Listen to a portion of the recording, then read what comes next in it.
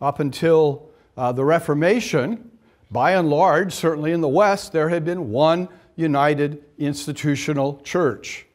Didn't mean everybody agreed about everything, but at least theoretically, the institution of the church was united. Now the institution of the church is divided.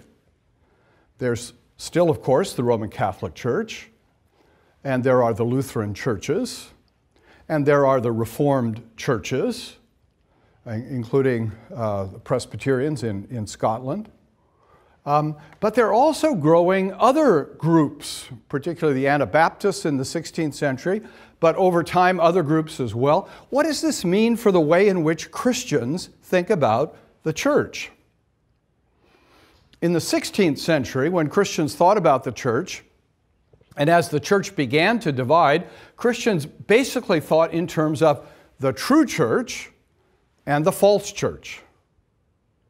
And what that meant, of course, is mine is the true church and yours is the false church. And when the struggle seemed just to be between the Roman Catholic Church and the Protestant Church, that twofold division seemed to make sense. But did the Reformed really want to say the Lutherans were a false church? See, there's pressure now to begin to think, how do we process this? How do we account for this? Are there different ways of understanding the unity of the church, the dividedness of the church? This will eventually lead to what today we think of as denominational thinking. We take denominations so for granted we hardly think about it. Particularly for Protestants, that's the way we're sort of conditioned to think in America. I'm Dutch Reformed, you're a Presbyterian, you're a Baptist.